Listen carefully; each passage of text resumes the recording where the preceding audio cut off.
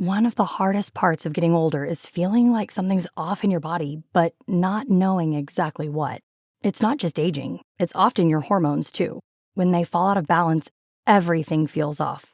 But here's the good news. This doesn't have to be the story of your next chapter. Hormone Harmony by Happy Mammoth is an herbal formula made with science-backed ingredients designed to fine-tune your hormones by balancing estrogen, testosterone, progesterone, and even stress hormones like cortisol. It helps with common issues such as hot flashes, poor sleep, low energy, bloating, and more. With over 40,000 reviews and a bottle sold every 24 seconds, the results speak for themselves. A survey found 86% of women lost weight, 77% saw an improved mood, and 100% felt like themselves again. Start your next chapter feeling balanced and in control. For a limited time, get 15% off your entire first order at happymammoth.com with code NEXTCHAPTER at checkout. Visit happymammoth.com today and get your old self back naturally. Hey, it's Amy Brown from The Bobby Bones Show. Join me in supporting St. Jude Children's Research Hospital for a chance to win a trip to meet Megan Maroney at the 2025 iHeart Country Festival in Austin, Texas on May 3rd, hosted by Bobby Bones. We're going to hook you up with tickets, flights, hotel, food credits, and a meet and greet with Megan Maroney. Take action now to support St. Jude and help cure childhood cancer, and you're going to be entered for a chance to win. Visit iHeartCountryTrip.com to learn more.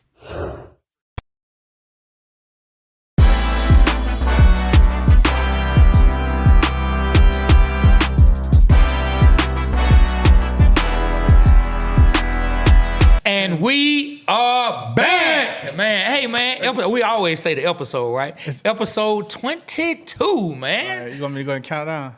Man, hey, do you think you can count all the way to 22? Because you've been struggling since you got past Sesame Street 12. All right. 1, 2, 3, 4, 5, 6, 7, 8, 9, 10, 11, 12, plus 10 equal 22. All right, then. You put a whole new spin on it, and you showed, man, that you could do double-digit addition, man. Hey. I didn't realize you could do that, man. Hey, man, I did it. But hey, who is this guy right here, man? Man, well, look, man, we have a very special guest today, man. Someone who I consider Atlanta sports media royalty, man. Someone who I have looked up to for his work, looked up to him, looked up to the Two Live Stews, man. Without any further ado, we will introduce, man, him and thank him for coming on the show. Man, thank you, bro. Hey, man, y'all give it up for HomeTeam Brandon Lee, man. Hey, give it up, man. Appreciate y'all, man. Appreciate y'all. When I'm feeling down, I'm going to come in here, get a little pep, a little attaboy on the Hey, man, you have to. Listen, man, listen. If we as brothers and as men can't help uplift each other, then who can, man?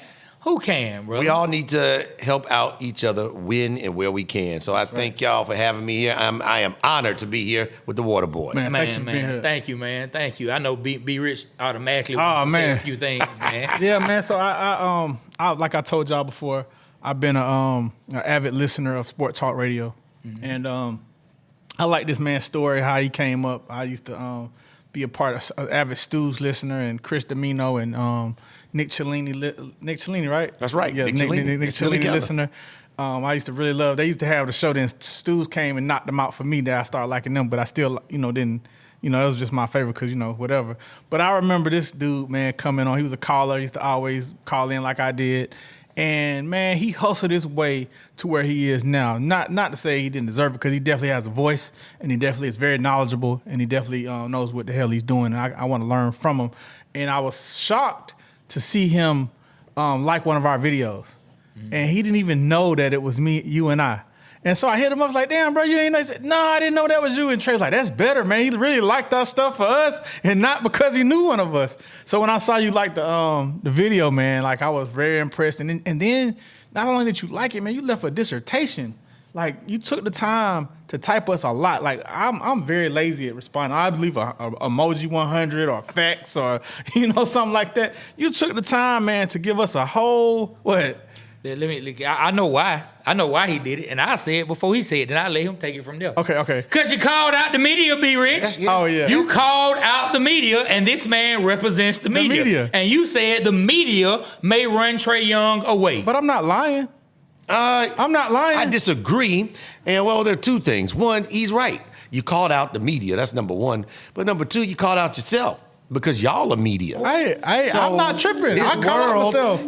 we want to have a conversation. Let's have a conversation. Everybody, new media is media. It's legitimate media. Now, everybody's dedication, everybody's sources, everybody's commitment to it is a little bit different. But credibility is a part of being with the media. As long as you have your credibility, you're going to be respected. But y'all are media too. So yeah, that was a part of it. But I like the stuff that I was seeing. And I saw the reel come across my phone, and then I saw y'all had John Abraham in here. I said, man, these guys, I like the way they were rolling. Yeah. Some Hawks talk. So yeah, I was down with it. I like what I saw. Man, yeah. Thank you, man. So before I got rudely interrupted by my co-host. I just want to know because we're going to have to circle back to this because, we're gonna circle back. Because I hate to hear that people are running a pro player and an adult grown man away, but hey, that's just me. Go ahead. Hey, I'm a Trey Young fan. I agree we are media, and we contributed to this. Like, he made a post, Trey Young should leave Atlanta.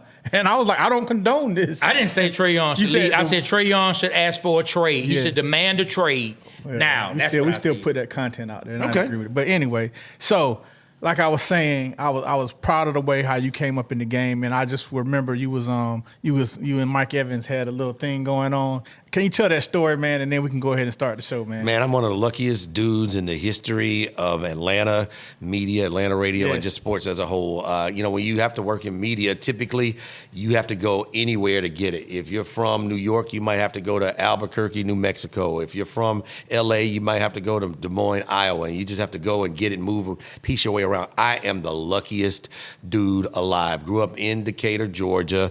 Got a chance to go to high school here at Dunwoody High School. Got a chance to go to college here at Morehouse College, and I got a chance to intern here in Atlanta, and have only had to work here in Atlanta for my sports radio career. So I am a lucky dude, and I do not take any minute for granted when I'm on a microphone or in front of something. So yeah, it's an interesting story. I always, when I tell people, I can give people information, I can give you advice, I can give you stories that other people have told me, but the one thing I can't give you is the keys of how it works for you. So everybody's entrance into the media world is different. Mine, I was at the time in college, I wanted to be a sports agent. So I used to work at what is now Wells Fargo, used to be Wachovia Bank. So they had a great tuition reimbursement program. A's and B's, they reimbursed your entire semester. So I said, hey, can't beat that. Started going to school in the morning, working at the bank at night. And on my lunch break, I would listen to sports talk radio. And because I went to lunch every day, I would listen to the same show, same time every day. Okay. Well, the show I was listening to, it used to be Crunch Time with Jamie Dukes and Matt Stewart. Matt Stewart and I, still colleagues. We've done a couple of shows together here locally when he's filled in, hosting on 11 Alive Sports Extra. And Jamie Dukes, one of my mentors. Long story short, they were out. Yeah. So the replacement, Mitch Evans, who is also a buddy of mine. He had been in the media for a long time. He's filling in. He's a New Yorker to the bone. DNA has New York Yankee written on it. He's filling in. This is Atlanta. I'm on my lunch break, and he's talking about how the Braves are an inferior franchise to the New York Yankees. Whatever I was eating, I had to put it down. I called in, read him the riot act, and I told him that one of the problems with Atlanta sports is we needed somebody from Atlanta that was for Atlanta on the radio. Facts. And he said, if you think you can do better, why don't you come down here? Wow. I said, I'll be there. All right. So I took off work, worked out a day I could go down there, and I will say we have become buddies, and he is a great resource. But I think his initial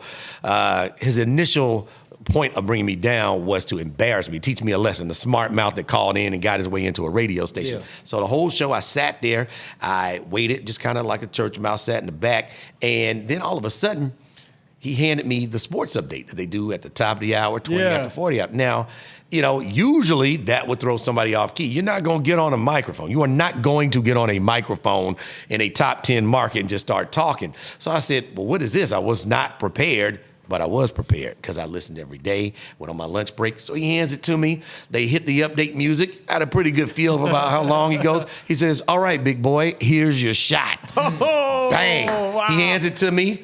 All right, Here's your sports update. The Braves beat the Cardinals 2-1. Chipper Jones with a 2-run shot. They'll be headed off to L.A. to take on the Dodgers. Falcons begin training camp coming up next week, and the station will be all over it. Hawks in summer camp, and we look forward to seeing who the Hawks are going to have out as a starting unit. And there it is. I'm Brandon Leak filling in for the sucker Mitch Evans here on the Sports Talk radio station. And man, everybody fell out, started laughing. And it was just one of those moments where, I've always said, and you hear it a lot now, if you stay ready, you don't have to get ready. Man. So I was in college, and I said, you know what do you have to do to intern around here? And my plan was to just write for our school newspaper, the Maroon Tiger at Morehouse College, use the Sports Talk radio station to get some access to the Braves games or the Falcons camp, and then put it in our school newspaper. Yeah. And I was able to get a couple of interviews. Jamie Dukes, oh man, I can't tell you what he means to my career. Jamie Dukes gave me a couple of interviews, gave me some insight on what to do. Actually got some articles written for our school newspaper and started interning when I could, and then that led to interning on the weekends, and then that led to, hey, our update guy is out. You mind taking a shot at the updates on the weekends? Sure. And then that led to, hey, we have a guy that's out on one of the shows. You mind filling in? Yeah.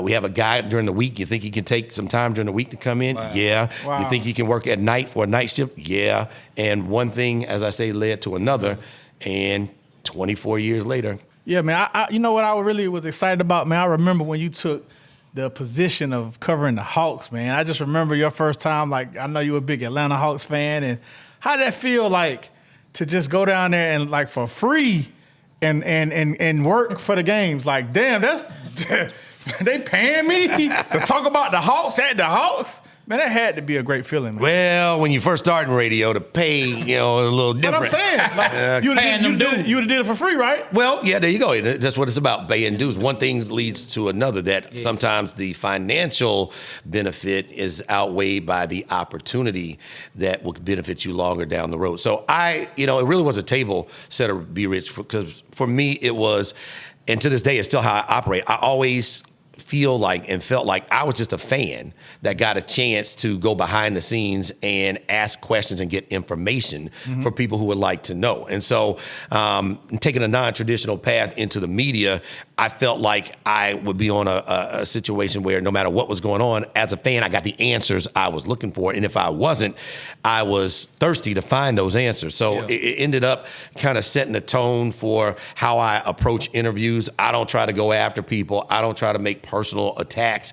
I do have to ask some tough questions, so sometimes it rubs people the wrong way. But you learn, I think, from your experience, and that experience taught me that, if you approach it as I was able to do so, because most people in the media are trained to be objective observers or unpassionate observers. And so you're just there with no passion or prejudice. Well, I had a passion. I wanted Hawks to do well. I wanted the home teams to do well. I wanted to see if they weren't doing well, what was the problem? It was a coaching issue. Somebody doesn't understand. Somebody's not up to speed. Somebody don't like each other. The things that you really can't find out until later after the fact down the road. So I always approached, anytime I was interviewing somebody in a locker room or clubhouse, like I was just a fan who got a chance to be behind the scenes. Okay. And that's really how I operate today when I'm at work. Okay, cool, man. That's great, man. Great to know. So, Trey Boy, man, I'm sorry, man. It's your show, man. What do you mean, man? I mean, the show has already started. Like, I always do you like that, man. I always do you like that. He likes to do this thing where he'll start asking questions, then he'll say, "Yeah, so now we can start the show." I'm like, "We're already 15 minutes in the show, my guy. We're already 15 minutes in the show." And I just mess man. I be thinking about stuff. Go ahead. Let me give a shout out to 680 The Fan, where I am every morning, 6 to 10. Yeah, who I work for Sports Radio 680 The Fan on the morning drive show, 6 a.m. to 10 a.m. The show is called The Locker Room, with my brothers, the College Football Hall of Famer and Georgia Tech legend Joe Hamilton, with the Falcon legend and two-time Walter Payton Award winning Brian Finneran, who spent more than a decade in a Falcon uniform. You can't stop him and Vic on the Madden all-time team for the Falcons, and my man John Michaels, who spent 8 years as sideline reporter for the Atlanta Falcons. Right. So we are a Atlanta and Falcon-centric and very sports friendly and fan friendly show. And you can catch us on the 680 The Fan app or on 680thefan.com. Also got a job. Very lucky to be down with a very good man who is now representing me, Derek Gilmore, from a very good new place that I like, My Sports Agent. Day One Entertainment. Let me give a shout out to Day One. And now I'm doing ESPN Radio on the weekends starting this January. So we're doing a really good job. Hopefully that'll run through this year, and then we'll see where it goes in the future. Well, look, man, your background and your track record, we're going to see you doing some big things. I hope I just keep one. I just try to do the best I can. And I appreciate you making time for us, man. Thanks for having me. Yeah, I mean, you put in the work. So, like, some of the things you saying that are happening, I mean, it's no surprise to me. Like, I'm going to be proud to see you on there, you know what I mean? Like, to be able to hear a voice that you heard every day, then you see you make the transition to casting a wider net, being on ESPN, and reaching even more people. Like, I'm going to definitely be happy to hear you doing that, man. I remember when Jamie Dukes, when first time I saw him on NFL Network, I was like, man, that's Jamie Dukes, man. He played for the Falcons, man. Now he on the radio. Yeah. Now you on NFL Network. You know, you feel like, man, this is one of ours. You know what I mean? Yeah. And so we feel that same way about you, man. Let me say this. Another person that came up with us was Elle Duncan. So shout out to Elle. She was a listener, and she ended up coming on Two Live Stews, and she won the thing to be the host there. One of the co-hosts there. But what I was really proud about this year was she was there announcing the lottery. So she got a chance to be on ESPN Live talking about the lottery. And then we got number one. She's like, well, I like to think it's because of me that we got number one pick. So y'all need to have me here every year. So shout out to Elle Duncan, man, for holding it down and getting us the number one pick this year, you know? Yeah, Elle's still, very reachable. She certainly loves Atlanta, and she is doing her thing, her own podcast, own show, Prime Time on ESPN.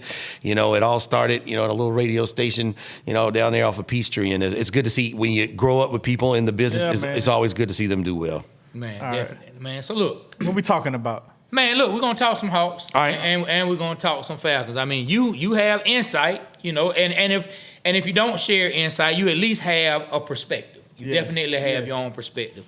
So, what do you, home team, Brandon Lee? What do you think of the offseason moves that the Atlanta Hawks have made so far, and do you think they're done making moves? Do you think that we've pretty much seen what they're gonna do to go into the regular season? I think we're going to have to. My personal feeling is we're used to it, and I don't like it. We got to wait and see because we are in an interesting place. I don't know if the Hawks are trying to rebrand and rebuild with Trae Young or if they're trying to start over and move Trae Young, because I'm not sure if they have not tried to move him or are still in the process of trying to move him. I don't know that. I do know that they were trying to move DeJounte Murray a couple of times, and it took this point of the postseason for them to get it done. So I'm in wait and see mode. I think it's too bad because it looked like a couple of years ago, especially when we went to the Eastern Conference Finals, we were on a good trajectory.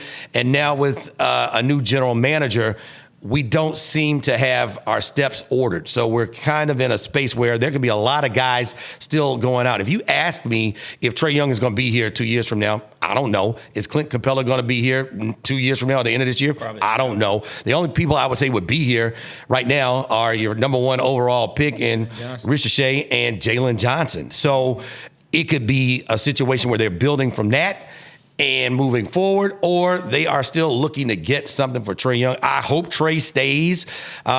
You can't win without a superstar or an all-star, and you can't have one guy. So Trae needs to be here with another all-star. And I just don't know if the Hawks are all in on Trae or if Trae is all in. I don't know. He's saying the right things that he wants to be here, but he also says he wants to win. So does he want to win here? Does he want to win somewhere else? He's in an interesting space in his career where he's been through the rookie part in the early part of his career. Now he's a veteran. At some point, he's going to want to win a title when you look at all of his numbers he's putting up, and he, I'm sure, wants people to come here to help him try to win it. So I'm in wait-and-see mode as a fan, and I just hope that Landry Fields has the relationships to make deals and make moves that improve the Hawks on a regular basis. When you're a GM, you just can't make one or two moves. You always have to be ready to make a move to improve the team. Okay, so we have something that we always talk about on here, do clips on about the Atlanta Hawks management, right? And so what happened between Travis Schlenk And where did Landry Fields come from? Was he already with the Hawks when this happened? Or, like, what is going on? What happened to Slank? Why did he leave? And where did Landry Fields come into play and all that? Slank got moved out the way when they made him special assistant, to the governor. What happened? Well, if you want to go by, I call it gas station talk. Yeah, let's go by the barbershop talk. Gas station talk, he wanted to make some moves that maybe the owner didn't want to be made. And so there was some strife and some things not working out. So he was moved in another role. Landry Fields was brought in. He's a young guy. He's in his early 40s. So you're trying to groom a young guy. So they brought him out. They brought him in after Slank. He wasn't in the organization. They brought him in and groomed him. So where was in. he at? Well, he's come from, he had never had that position before, obviously, and he started off as an assistant and he was promoted. So I think that's also part of the problem where Hawks fans are and where the Hawks are. You have a GM that's young and might not have the relationships that you need that an older, more seasoned, experienced GM would have. It doesn't mean he can't do the job, but right now, we need somebody who can get a lot of things done, and it deals with the salary cap. That's another issue. The Hawks have been through a lot of transition. You have been through now your third coach and your second GM. Already in the last 6 years. That's a lot of movement. And so a lot of the players and a lot of the contracts that have been handed out were handed out some by Schlink and now some by, Landry Fields. And so trying to fix the problem, you got Trae Young on his max contract. You got DeAndre Hunter, who already has $99 million coming to him. And then you had John Collins, who was supposed to be a part of it, and you had to move him because it was not working out. And I think that was an awful return that you got on your investment. Trying to trade. It took 2 years to trade this dude. You got Rudy Gay and another player, and neither one of those guys are impact players or in the National Basketball Association. I don't even think the trade exemption even works anymore. The way that they switched it to DeJounte. I know that, but what I'm saying is I don't even think the way the new collective agreement, I don't even think it matters. I think we gave John Collins away for some Fruit Loops. You know what I'm saying? Well, the worst part about it is, and John Collins talked about it, they tried to move him multiple times and couldn't. So it's not a good look. Contract or before the contract? Because of the general manager, somebody has to like what you have. If you and I are doing fantasy football, if we are trading anything, give me any player. You have to like something that I have. And it also has to be something that somebody wants.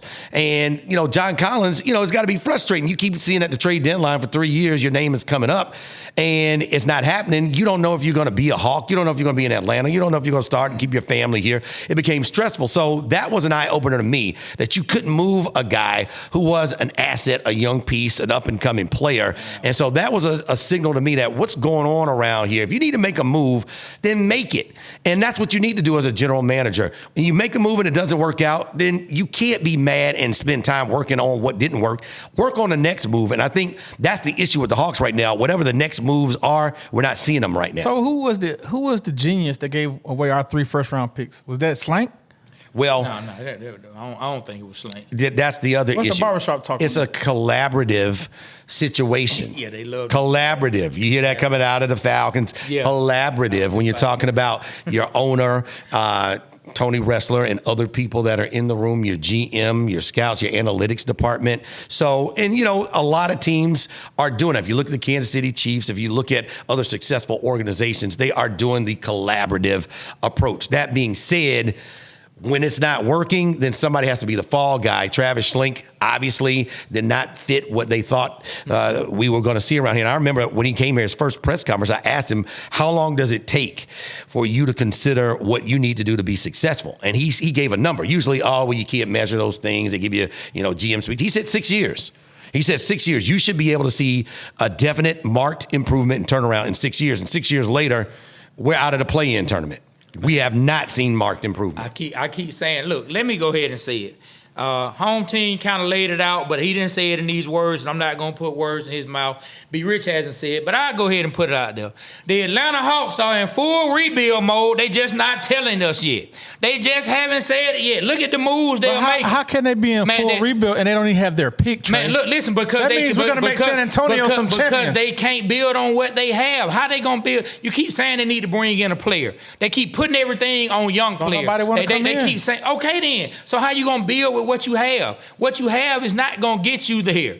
No, everybody's talking about, hey, man, we had Ricochet, man. Things are going to be great. And I hope he is a good player. But look at the way this roster is constructed. How do you think they're going to score when the bench comes in? What's going to be the rotation? I don't see a lot of scoring coming off the bench for the Atlanta Hawks. I see a struggle. I see a Trae Young out there who's going to be out there on the island again. Yes, we're hoping Jalen Johnson takes the next step, but we still hoping that. And we haven't seen if he can stay healthy. You got Trae Young, who over the last 2 seasons has he not been getting hurt a little more often? Has he not missed more games than in the beginning of his career? I'm not wishing injury on the man. I'm just telling you what it is. We've seen Trae miss more games. Bogey, we know Bogey is prone to miss games. Hunter, man, come on, man. Hunter already, I'm sure Hunter already got his own bed in the training staff's room or wherever they go to get some kind of treatment. Then Jalen Johnson, he missed time in college. He's missed time in the pros. So you telling me they are sitting back, really believing this is the nucleus that's going to get us there. I don't believe that Landry Fields, whether he's competent or incompetent, either one, I don't think he believes that this is the core and the nucleus of players that's going to get us there. I think it's the same as 21 with the Falcons. In 21, the Falcons told us, oh, no, we're committed to winning. But they knew good and well they were trying to rebuild. They knew good and well. And then it came out later when Ritter fell on his face that, well, you know, Arthur Smith, I sat with Arthur Blank and I told him, you know, it was going to take this amount of time. Man, but that's not what you told us in 21. You said we trying to be competitive. Did they not, home team? Well, they did, but they're in a problem. They have a problem. They have a big problem. We can handle it. I think Atlanta fans can handle it. If we need to start over, and you're starting over with Ricochet, and you start off with Jalen Johnson, and Bogey will be one of your guys until you get to the next draft, we can handle that. Here's the problem. People pay money to go see Trae Young. Trae Young's name is on the marquee. Trae Young has helped them sell a lot of tickets on Wednesday nights, on Thursday nights, on Tuesday nights, on Monday afternoons, on primetime games. Can they deal with maybe a fewer number of people coming in while they rebuild and people still support the Hawks without Trae Young if they think he is not the guy that can help you? And here's the question. With or without Trae Young, can you beat the Boston Celtics? Can you be better than the Milwaukee Bucks? Can you be better than the Philadelphia 76ers? Are you better than the New York Knicks? If the answer is no, you should be in rebuild mode, and you should be looking to at least get to a spot when they start coming down the mountain, you're on your way up. You can knock those guys off and get back to the top of the Eastern Conference. Well, we saw that we can win with Trae Young because we did get to the Eastern Conference Finals, but ever since then, we just made the wrong moves. Win what, though? Everybody keeps saying we saw we could win, and I'm not making this about Trae, but we saw we win what? I mean, we didn't win anything. I mean, we should have if it wasn't from a referee's foot.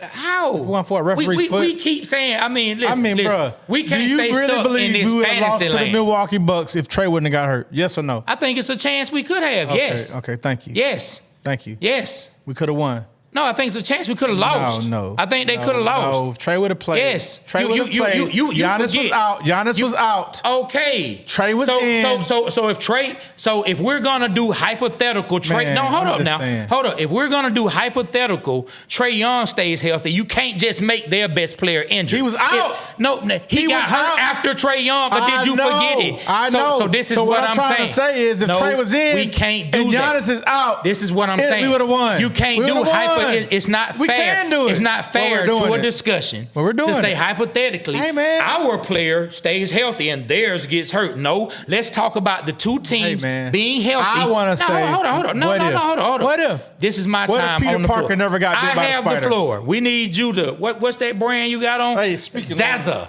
It's time for you to chill out Shout out of to your Brittany, Zaza. DC.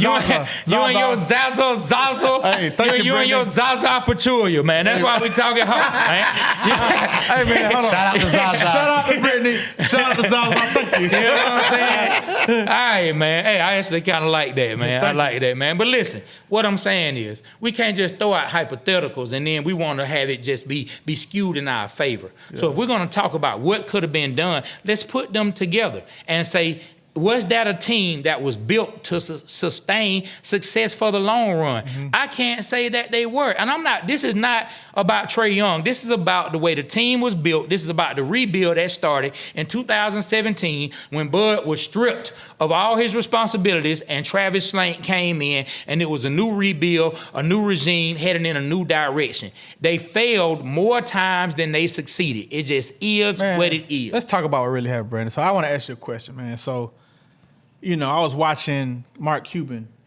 He was talking about the story of how they got Luka. So my real question to you is, when is Tony Wrestler going on Shark Tank? That was part of the deal. So I think we traded Trae Young.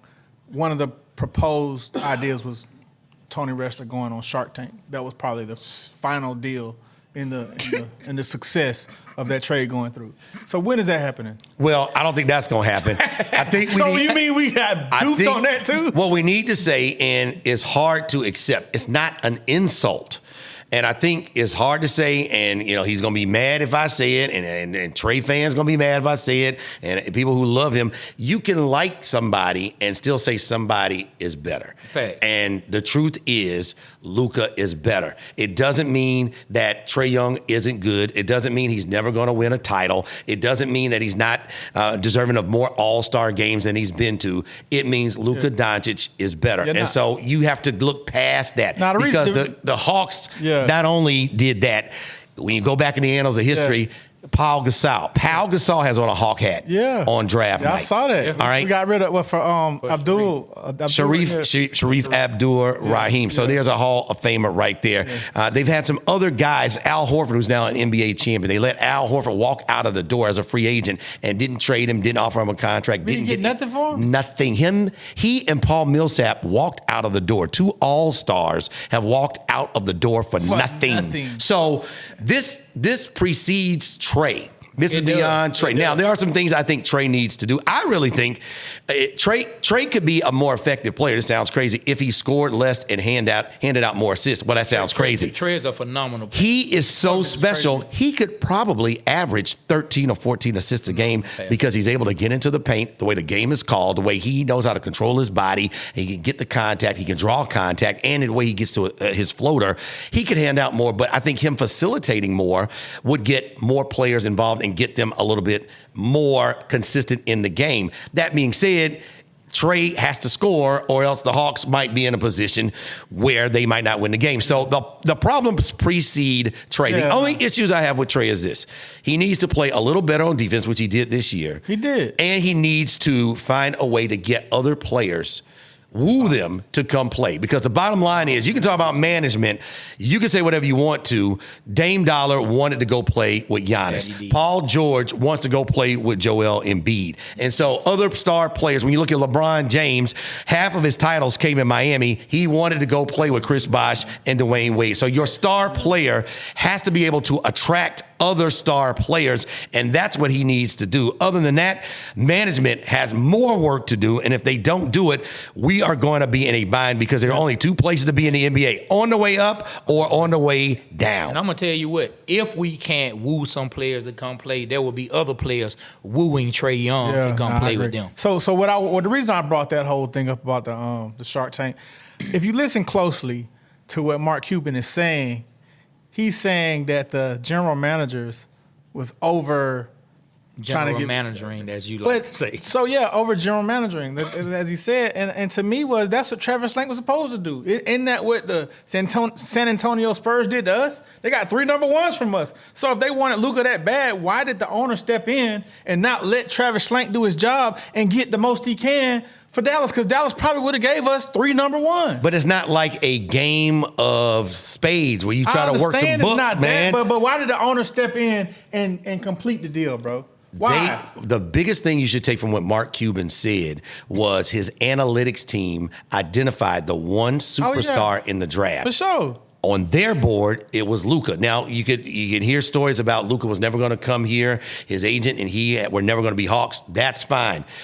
That to the side, the biggest takeaway is his analytics staff said the best player, the one superstar in that draft was Luka. And look what's happened. So it comes back to the Hawks. Who's on our analytics staff? And I know some of the guys. They are smart guys. Are they being listened to? What's going on? That's the thing. Are they being listened? What's going on behind the scenes? And when are we starting to get the best players wherever we're picking to build upon that? Speaking of that, and I'm going to shut up. Speaking of that, I just saw something this week about Reed Shepherd being a Patrick Mahomes type of player. If that's the case, why we didn't get him? Well, Where did that come from? I think. Is he? Summer League is Summer League, but is this guy the best player in the draft? I'm not an international scout. I'm not an NBA scout. I can talk to some former coaches. I can talk to some current coaches. I can talk to some former GMs. The total overall assessment was this draft, and they come, every once in a while, they don't have a great all-time player in it. That being said, to the point we just made, somebody's going to be the best player. Somebody's going to go to the most all-star games. Somebody's going to be the most decorated player from this draft. Did we get him in Zachary Richichet? I hope so, because at picking number one, which we should never see again in our lifetimes, you need to be right with your analytics department and being the team up front to pick the best player out of everybody, no matter what they're saying about Reed Shepherd. I agree. So look, this is even like to piggyback on that. So if they thought Reed Shepherd was Pat Mahomes, then who was Richardson? I don't know. Kirk Cousins, man. Oh my God! Hey, stop, bro. Kurt might come in here and show us how he can do the 8-town stop. I hope he do it. Let me tell you something. I hope Kirk Cousins come in here and balls out. Yeah. I hope Cousin Pop. So you might not know who Cousin Pop is. Cousin Pop is Kirk Cousins' father-in-law. That is what we have named him. Kirk Cousins' father-in-law. We call him Cousin Pop. All right. You know what I'm saying? Because he is Kirk Cousins' father-in-law, and he is a lifelong Falcons fan. So I hope he is somewhere threatening Kirk Cousins right now, telling him, you better not come in here and F up my team worse than it already is. I need to see a championship. Shout out to Cousin Pop. Shout out to Cousin Pop, man. Yeah, man. So who is Richardson? If they thought that Reed was Patrick Mahomes, who do they think Richardson was? And what's up with that comparison? That was a weird comparison. I can't figure that out for the world of me. How would you compare a football player to a basketball player? I get what they're saying. Like, Patrick Mahomes is either a high ceiling or it's gonna be nothing. But I don't know. I think Richard Shea, watching him play, I like what I'm seeing. I know he got to get the jitters out. He shot a couple air balls, but I like he's not afraid to play defense. He's gonna get in there, and he's not afraid to shoot. I just want to see him kind of like work on his playmaking ability, like creating more shots for himself. But I think we did all right. Look, home team. Maybe I don't know. Maybe you feel like how B Rich feels. But so B Rich is part of that fan group that takes a lot of joy out of watching someone who didn't want to play in Atlanta or that the Hawks or the Falcons didn't draft. So he is just like, he is dancing in the street because Alex Sarr has had a couple of bad games. Do you agree with him? Or can you help bring this man back down to reality a little bit? It's 15, baby. It's Summer League, and the star players just have to get some work in. But, bro, aren't you offended? You home team. He said he didn't want to work out for Atlanta, bro. He's on my list now. I keep a list. Yeah, thank you, bro. On the list. I don't give him a full pass. Yeah, please share who's on when you get done. Share who else is on the list. But the issue is you can't go crazy over 2-3 Summer League games. He's playing against guys who will not be NBA players. He is playing as a professional for the first time. And when you're talking about the number 2 overall pick, maybe he was good enough to go number 1. You got to give him a few years in the NBA, not Summer League, to make that determination. Hey, yeah. Do I think a 7-footer should go 0 for 15 in any game? No. That being said, it's basically scrimmages and practices against guys who are not going to be NBA players. Right. So we're going to label this home team's list. So this is your list of people that you don't like that dissed Atlanta, right? Okay. You ready? Yes. You want them in order or any order? Any order. Man, just run it down. Jeff George. Okay. Quit on a coach, quit on a team, and quit on a city in the middle of a game when June Jones pulled him after a raggedy game. Couldn't just take it, you know what, coach, I am playing. Fussed and cussed with the man and then got himself out of town. Then when he came back in town with the Raiders and they ended up winning as time expires, he don't run around like a kid with his helmet off. Oh. He's number one on my list. Number two, another quitter and a snake oil salesman who slithered out of town. Bobby Petrino. Oh, yeah. While we are playing a Monday night game, he's calling hogs with the University of Arkansas boosters as Arthur Blank and the players got a letter in their lockers. Couldn't even face the team man to man to tell them I've made another decision for my family. Those two guys, I hope Georgia State Patrol, I hope APD, when they come through there, they light them up. If they go 1 mile over the speed limit, pull them on the side of the road and make sure all of their paperwork is in order. Man. They quit on all of us. And another one, this is going to make some people mad because I found out something about him. Okay, go ahead, break it down. He wore number one, just like Jeff George. His last touchdown or last pass as an Atlanta Falcon was an interception, just like Jeff George. Marcus Mariota quit on the Falcons. Yeah. Desmond Ridder trying to figure it out. The Falcons coaching staff said the last 4 games we want to give Ridder a chance just to see what he has. Marcus, could you just show the young fella how he does it? And he turned his back on the organization, left, went to Hawaii, back home with his new baby and his wife. The surgery was legit, but he could have had surgery after the season was over. Mad, took his ball and go home. He left the team? Left in the middle of the season? Hawaii, went back home. He went to Hawaii? Went back home. Sipping on some pineapple drinks. Playing ukuleles, whatever he was doing, and left. So the common bond is the quitters. We've had guys that haven't been able to get it done. I have more respect for Desmond Ridder, giving it all that he has, and it's not good enough to do it, but he didn't quit on us. If you quit on us, then you can walk. And that's how I feel about it. So those are the guys that make my list. You know what, man? Hey, let's give it up for HomeTeam. I approve that list. I approve that list. I definitely approve, especially, man, Bobby Petrino. But you know, I will say this: Bobby Petrino did not sign up for planes flying over the practice field saying dog killer. And once he knew Michael Vick, we already did a video on it and talked about it. I'm gonna have to show it to you after this. But like he looked up, Michael Vick was gone. He had Joey Harrington and Byron Leftwich left, and he said, you know what, I'm up out of here. Things changed though. Yeah. Go to Arthur Blank. Arthur Blank, Mr. Blank, Artie. I don't want to be here anymore. No billionaire, no business owner wants somebody in their organization who doesn't want to be there. Yeah. But to don't quit. Be absent in a sport of guys who put literally their lives, you could break your neck on any play, putting their lives on the line, and you quit to go to the University of Arkansas, and then that didn't work out. You just made it about you and didn't do the honorable thing and just say, I want out. What's the best way to handle this? You're right. And go ahead. You know what John Abraham said to us? What did Abe say? He said that Arthur Blank came into the meeting, took off his coat, put it on the chair, and just said, I fucked up, guys. I done fucked up. What can you say? Got the wrong coach. There was no excuses. Yeah. He just said, hey, I messed up, man. Like, you got to respect that as a player. Well, to your point, he was here for one thing. You know, he was here to coach Vic. That was the allure to get the offensive mind of the time from college to come and be there. And then when that was not going to happen, he just couldn't say, hey, I'm out. It's not working. I want to do something else. Man, and Mariota, man, this guy, one of the more famous things that he will be known for in a Falcons uniform is the butt pass. This man is known for the butt pass. I mean, that sounds horrible, just the whole label of it. This man throws a pass while he is on his behind on, was it Monday night or Sunday night? Was it Monday night or Sunday or Thursday night? I knew it was prime time. This man makes a pass while he's on his, actually threw it after he hit the ground. Throw, like, what are you doing, dude? I don't remember. What are you doing? Was it an interception? Carolina Panthers, it's raining, it's slick. He can't hold on to the ball. I can't remember if it got picked up, but this dude threw the ball as he was on the ground. Who you throwing it to, Mariota? Where you throwing the ball? And Arthur Smith. You know, a lot of people feel like Arthur Smith made a lot of mistakes. But I will say this, even with the mistakes he made, he didn't deserve for Mariota to skip town on him like that because he gave him another shot because of their relationship. He went to him like a man to tell him, hey, I'm sorry, but we're going to sit you down. man, but we need you to be here for Desmond Ritter, however the conversation went.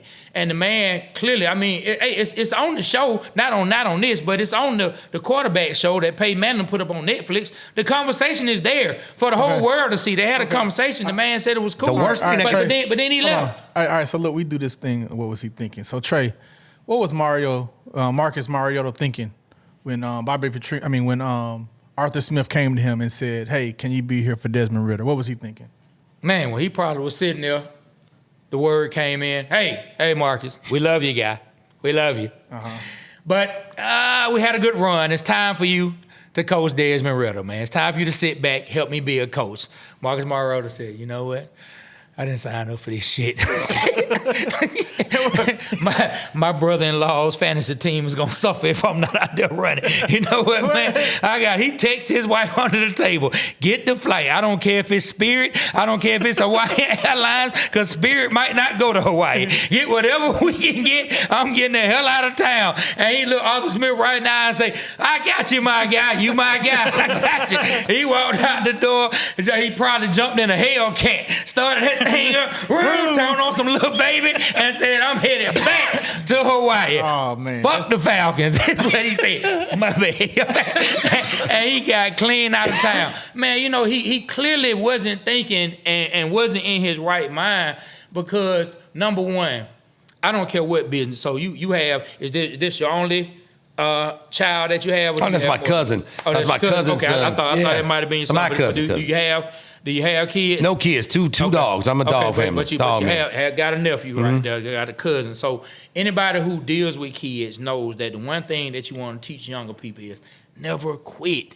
Never quit. Like, I don't care what you're going through. Don't quit. So for Mariota, man, I don't see how this man could sit there and look somebody in the eye that gave him an opportunity and then quit on him. Shake a man's hand. Like, just forget the NFL. Forget being a football player. Forget any of that. Let's just talk. It was one man sitting across from another grown man. You looked that man in his eye, said you would be there, and then you walked out. Like, that's horrible just as a person.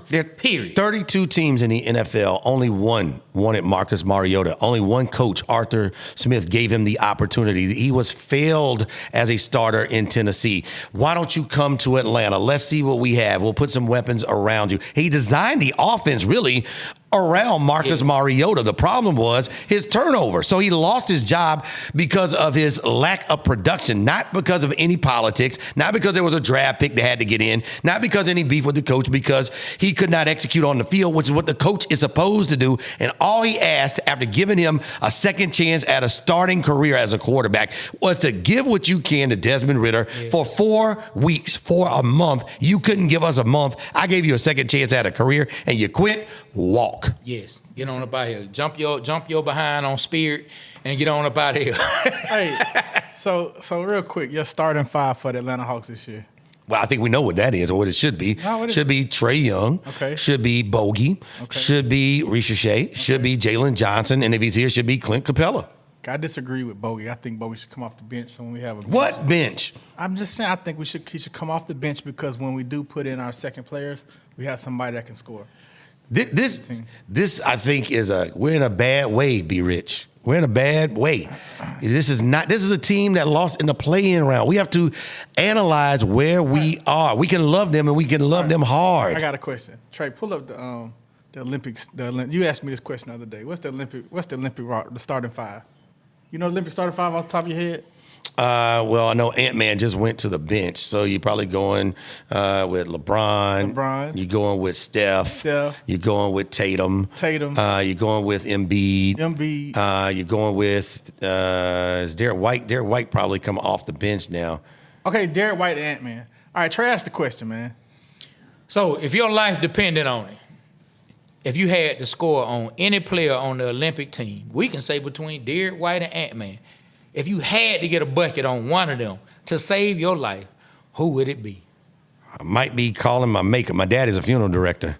the arrangements will be taken care of. That's a tough one.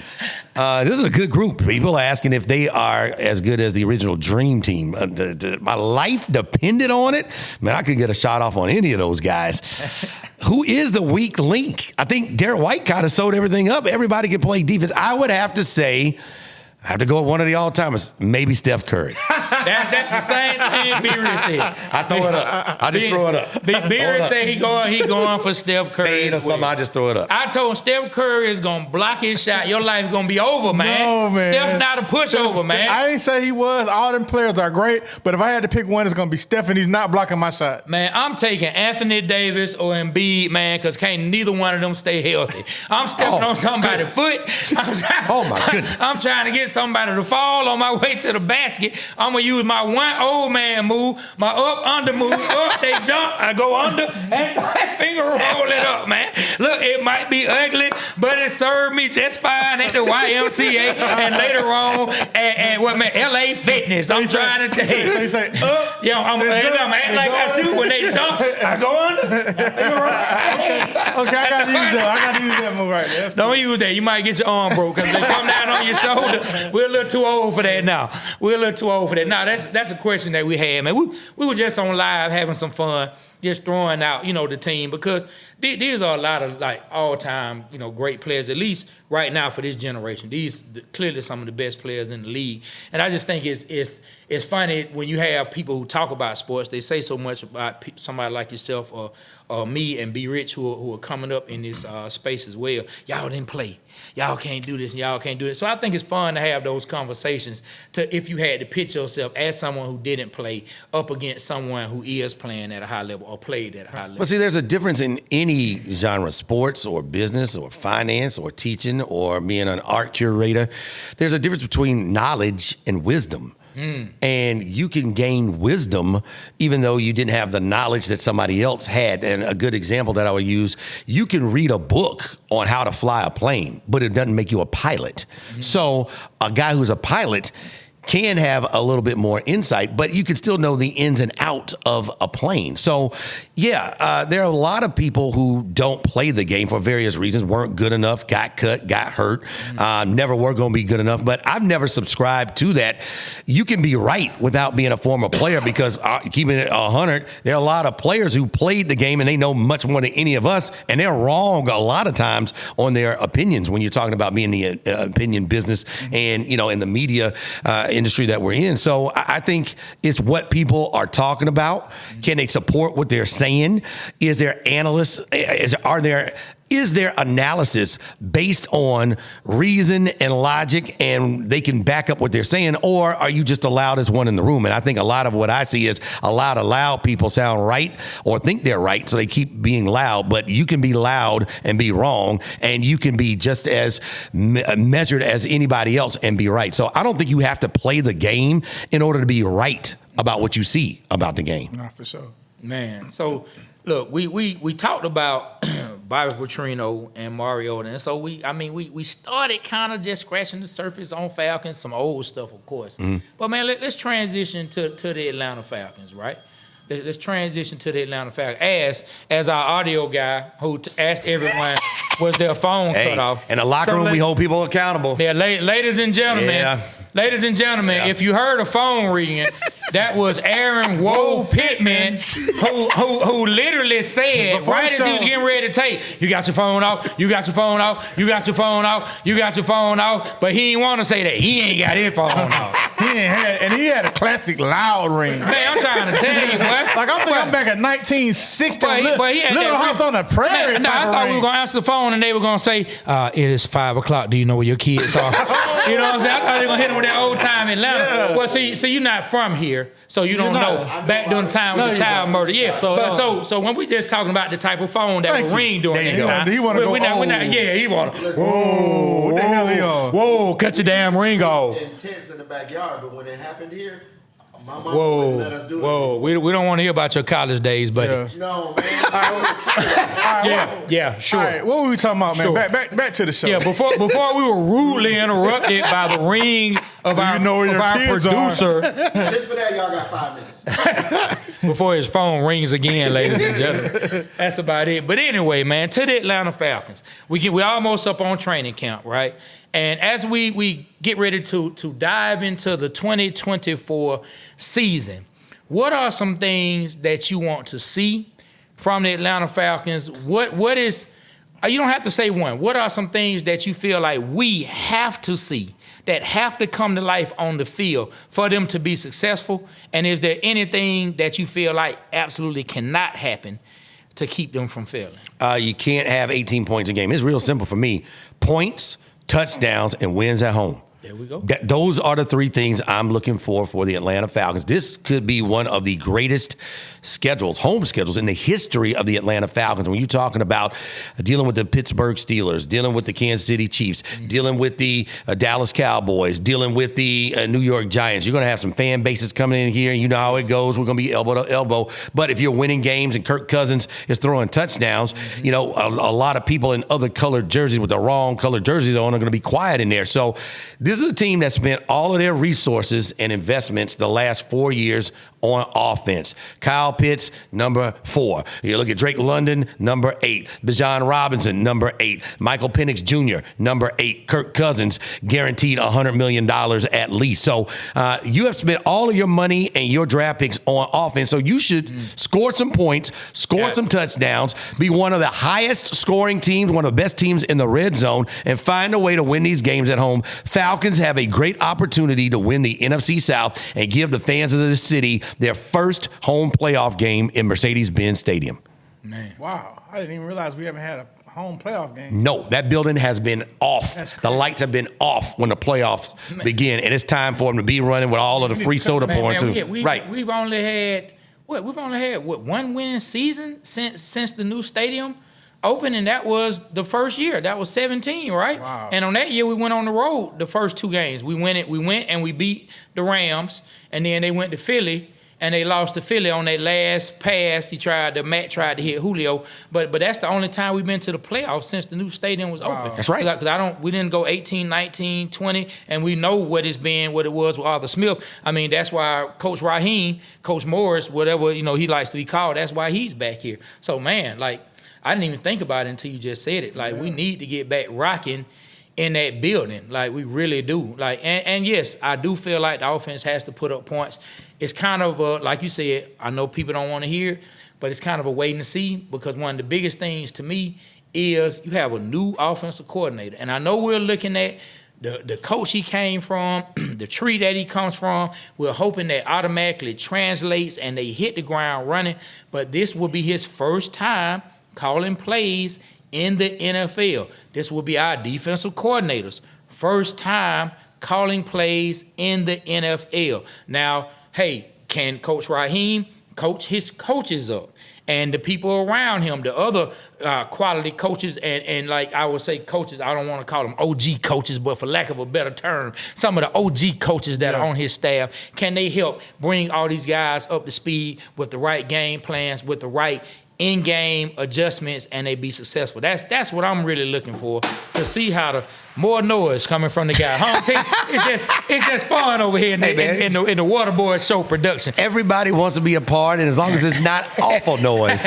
So what do you think about that as far as the new coordinators? Well, I think it starts at the top. Coach Raheem Morris, I'm so glad he got the second chance. A lot of times coaches, and that's been another thing, you look at the history of the Atlanta Falcons, when we hire a coach, they don't get other head coaching opportunities. Dan Quinn is a rarity, where he was our head coach and then he becomes a head coach with somebody else. If you go back and look at the guys who have been head coaches in the last 20 years, Jim Mora, he got himself a head coaching job. He went on to coach in college and did a very good job, but he didn't come back to the NFL. He didn't coach the Seahawks? Well, Seahawks. Well, he didn't coach. What I'm saying, he didn't go immediately. He got fired and get another job. But if you look at it, the other Falcon coaches, they didn't. If you look at Mike Smith, he went on to be a coordinator, and that was it.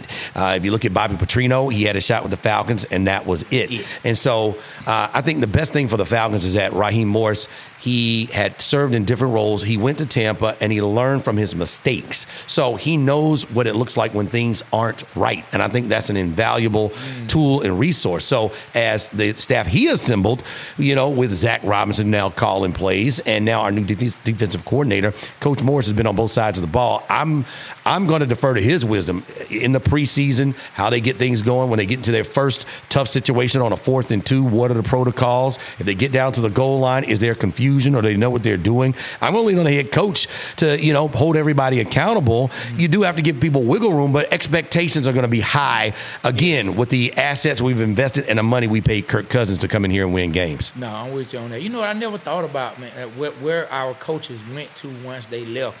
And, I mean, one coach you named on that list who I felt like deserved another shot was Mike Smith. I think. Without a doubt. I think Mike Smith was an excellent coach. He's still coaching? He is out of coaching. He was coaching. I don't want to say if it was Pittsburgh or Pennsylvania, but he's done with coaching. We saw him in a golf tournament a couple of years ago. He looked good. He's a winningest coach in Falcons history, and he really, it was bad. I was there at his last game. I remember being in the locker room, and everybody knew it. Everybody knew he was getting fired. He knew he was getting fired. And you just have to wonder. You look at a franchise like Pittsburgh where they have stayed the course with Mike Tomlin, even when they haven't had losing seasons, but even when things didn't go as planned. What if we had stuck with a guy who was winning games, who was going? He did take us to the NFC Championship game. We did host our NFC Championship game for the first time under Mike Smith. What if we had stayed the course? But that's another part. When you make a mistake and you move on, you have to move on and make a better move the next time. So I think Coach Raheem Morris is the right guy at the right time with the right crew of coaches, and now they just have to win. The bottom line is, no matter who you like or don't like, they need to score some touchdowns, put some points on the board, and find a way to win some games and be in the postseason this year. That's what I want to see as well. That's what I want to see as well. I'm looking forward to seeing what some of these young guys going to bring as far as a pass rush. Braylon Trice looks good. You've been around for a while. Y'all been around for a while. We haven't had, Abe, y'all had John Abraham on. He's the last legitimate boogeyman pass rusher we've had. And we're talking about a decade ago. Damn, it's been that long? It's been that long. So trying to find your sack master, the guy that the coordinators have to scheme for, that the players know is going to be a problem. Hopefully that's, Braylon Trice coming off, his years at Watson. I got a chance to see the kid. He's got a good frame on him. So what kind of bend does he have? Can he get off some of those offensive linemen? He is a rookie. We're going to have to see. The good thing is the defensive line for the Falcons, you got veterans and some big boys. Grady Jarrett coming back. Grady looks good. Boy, hey, he been putting it up on Grady IG too. Jarrett. Boy, he been putting it up on IG. Looks Grady good. Been working and out. So you put Grady and David Onyemata in there on your defensive line. They're talking about going to a base 3-4. So your big ends getting the push, and then your linebackers kind of getting a little bit of freedom to run. Hopefully Trice will be the guy who can get it done. J.D. Bertrand looked like he's a player. So you have a good mix. Like Beavers really likes him. You have a good mix of veterans and young guys. Now, how does that translate to sacks, pass rushes, pressures, defenses winning games? I think the defense was good last year, and because our quarterback play was so bad, we didn't get to see, really how good they could have been had we gone to the postseason. So I'm looking forward to them maybe upticking the sack numbers, and the back end, they need to get some interceptions. Jesse Bates showed that he's a leader and he's a Pro Bowler. Beast. A.J. Terrell's coming up on a contract year. Let's get some interceptions. We're going to see what Helms does. Yeah. Why can't it be our year? Like, why can't we have a great sack year, and why can't we, lead the league in turnovers? We haven't done it. It's our year. It's our year to be up there. Okay. Getting turnovers. You got to show it. You got to get to the quarterback. You got to do it. So look, we about to wrap it up, but one thing we do when we wrap up the show. Well, before we go to that, 'cause Okay. I think before we go to that, I want to ask him something. Okay. They always talk about a sports curse here. Yeah. Do you believe in an Atlanta sports curse? I do not. I'm going to tell you why. Oh man. I'm not saying I'm right. You wrong. Yeah, I'm not saying I'm right. I don't believe in curses. I was a big Star Wars fan growing up. I believe Us too. like Master Yoda said, do or do not. There is no try. You either do it. And I think we have been failed by management. We have been failed by bad contracts. We have been failed by picking the wrong tandems of players. And I think our management has been poor. And when you have great management, you get great players, great contracts, and great outcomes. So I think those are decisions, and bad and poor decisions have held back Atlanta. It wasn't a curse. It was Oklahoma. It was the bad decisions. Oklahoma, the Dominique trade. People got mad. Well, that you have to talk to your general general manager at the time. Why would you trade Dominique Wilkins when he's having the best season of his career? Why would we can't break the curse, man. Kyle Shanahan not run the football after Julio Jones make that catch? Is that a curse or is that a man making bad decisions? So I say no, and I don't say I'm right because there are a lot of people that believe that we are cursed. Yes. But the Braves have won twice. I think that they have shown because they have better management. They make better decisions, and even when the tough ones piss off the fans, they do what's best for the franchise. Atlanta Fulton County Stadium. Mm-hmm. Chief Nakahoma, he put a curse on us, and it rose to the Falcons because in 1980 we played in Atlanta Fulton County Stadium and lost to the Cowboys in the playoffs. So again, the Braves. It came from the Braves. Why didn't Lehman Bennett run out the clock? The Falcons had the best defense. They was running out the clock, and Too Tall Jones jumped off sides, in my opinion, and it didn't get called. And then come to find out some years later, it was a referee scandal, and some of those refs was in that scandal. So, well, I am for, you look at the champions. You look at the champions in any sport. But we should be some champions. There you go. I like that. I like that vibe. Today we're going to break the curse. And what we need is championship ownership, championship general managing, and championship scouting and coaching. Yes. And when we get that, Amen, we will be no different or no lesser than any other franchise on earth. All right. Well, look. Hey, before we break this curse, let me ask you. Okay. It's something we do every season. All right. I want you to do a blast from the past for the Falcons, something you can think of one play that you remember, and describe it, because when we put it together, we're going to put what you're saying together and make it a nice clip. So give me a blast from the past, a Falcon memory. One play? A play. Well, I can remember when Terrence Mathis, shout out to Coach T. Matt, head coach of the Morehouse Maroon Tigers. Hey, what happened? He had a chance to beat the San Francisco 49ers. Okay, he had to do it on the final plays of the game, and he had to do it against one of the best defenses set that play up. in all of sports. And inside of the Georgia Dome, Terrence Mathis, our leading wide receiver, had a chance to do something that we didn't see a lot. The Falcons beat the 49ers right around Christmas. So we got a Christmas present for the ages when we got a touchdown right as time was running out inside of the Georgia Dome. Who was the quarterback? Come on, tell me the play, man. Set up the play. Well, I was getting to the game a little bit late that day because I was out tailgating, and I was Nothing wrong with that. Nothing wrong with that. Yeah, and so it was one of those deals where a lot of people were kind of checking out on the Falcons, but they did a really good job of staying the course. And I just like the fact that we beat the 49ers. Anytime we beat the 49ers, I am for it. And the way they came and tap danced in here on us when Jerry Rice and those guys used to come in here at Atlanta Fulton County Stadium, I am always for beating the 49ers. That's why it pains me that not only did Shanahan do us like he did in the Super Bowl, but now he's the head coach of the San Francisco 49ers. You know, I was at that game. Think about that. I didn't even think about, like. I'm hating on him. I'm going to tell you I'm hating on him. Think about what the 49ers, like how the 49ers used to take us through it, and Shanahan went to the 49ers and has gone to 2 Super Bowls. And so, no, man, you know what?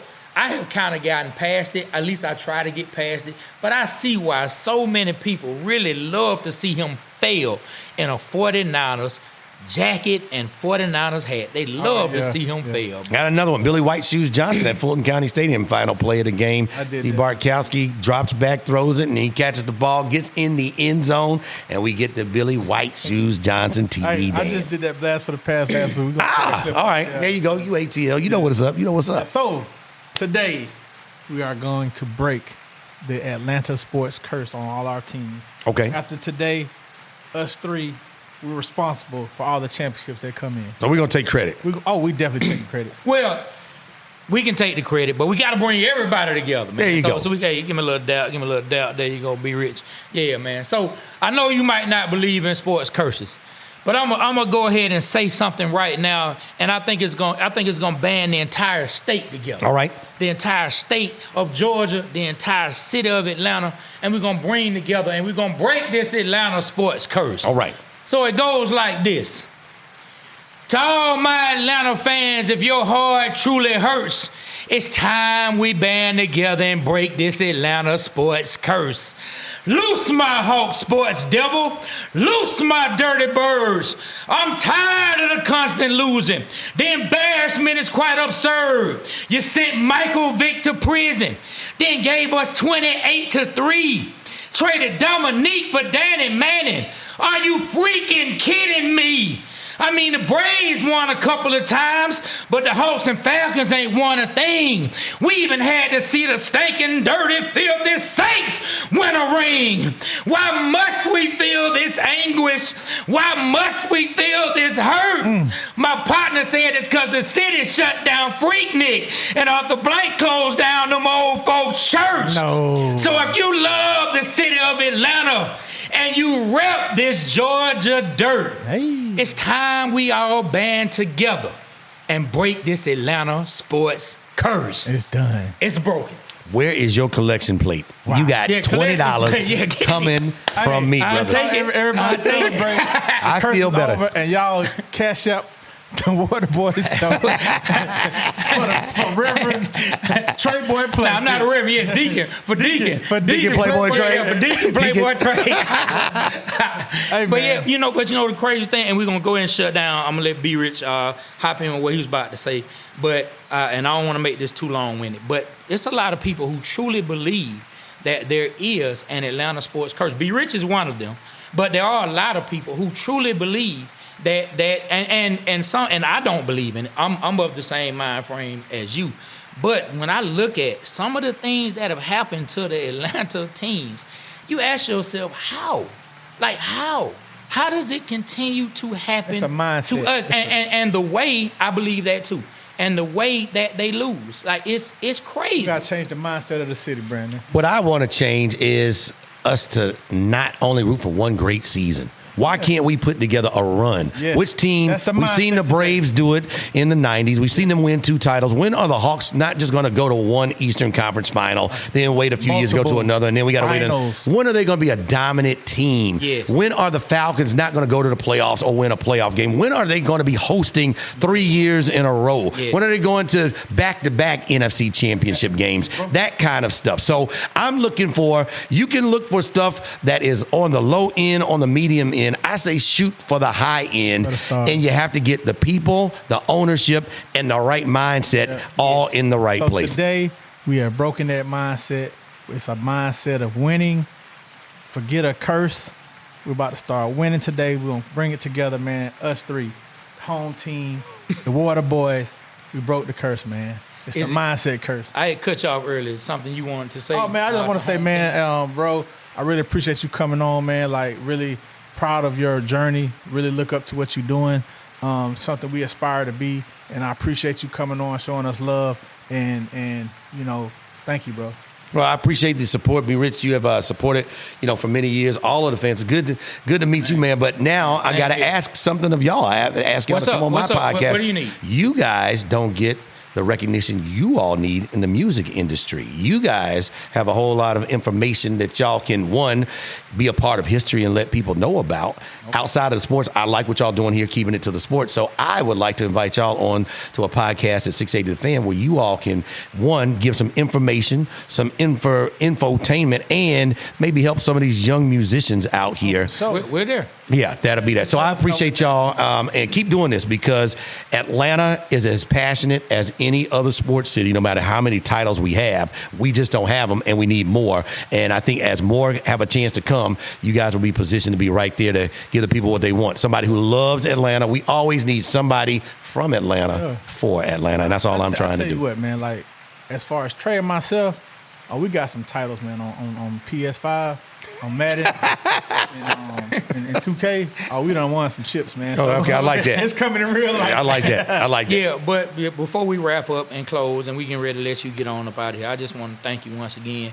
It really did mean a lot when I saw you commented on the page. Like, trust me, I sent it straight out to them. You know what I mean? Like, it really meant a lot, because I haven't seen every part of your journey because I'm not in your life like that. But from the outside, I remember when you were just doing some of the lead-ins or you were doing the updates, and then to see where you are now, I definitely look up to it. It's inspiring, and just thank you. Thank you for coming through here and showing us. I appreciate y'all's kind words, and I really respect y'all's energy. Y'all have the right kind of energy, so I wish y'all much success. And I'm glad to be in the presence of a Rattler. You did a pretty good job representing the Rattlers over there at Gresham Park. That is.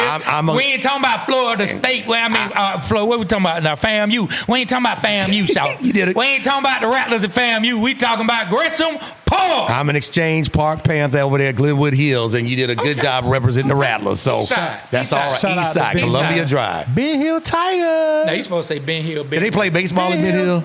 I don't know where. played B football. Rich I played football. All right, David. Yeah, I mean, B Rich went to college on Right. football. Yeah. Yeah, he can play football. But I don't know Ben Hill baseball players. Nah, we didn't play baseball. We played Look, Tigers. he told a story how he went out just playing around and made the college baseball team. Oh, yeah. How he just went out there and went out there playing around and made the college baseball team. And never played before. I played like on a, like in the little leagues and church league. Yeah, he Like said they had to wear jeans and they called them what they called them? The blue jean team. The blue jean team. Oh, man. All right, man. Y'all got it done. Yeah, but look, shout out to everybody who been supporting us. Keep supporting the Waterboy Show Home Team. You want to tell them one last time, any socials, anything where they can find you? You can find me at HomeTeam B Leak. That would be on Twitter and on Instagram. You can always find me at 680 The Fan, Morning Drive 6 to 10 with my boys in the locker room, 680thefan.com. And remember, we're the home of the Braves, home of the Georgia Tech Yellow Jackets, and the official sports talk station of the Georgia Bulldogs. Man, hey, well, on behalf of myself, my partner B Rich, Home Team Brandon Lee, and Mr. Can't Turn His Ringer the hell off, Aaron Won't Pittman. The Water Boys, we are out. Kill the camera.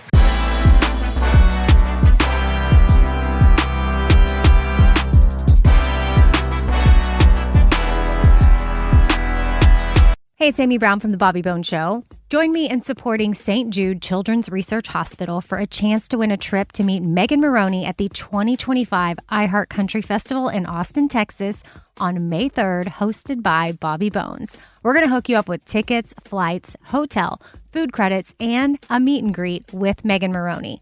Take action now to support St. Jude and help cure childhood cancer, and you're going to be entered for a chance to win. Visit iHeartCountryTrip.com to learn more.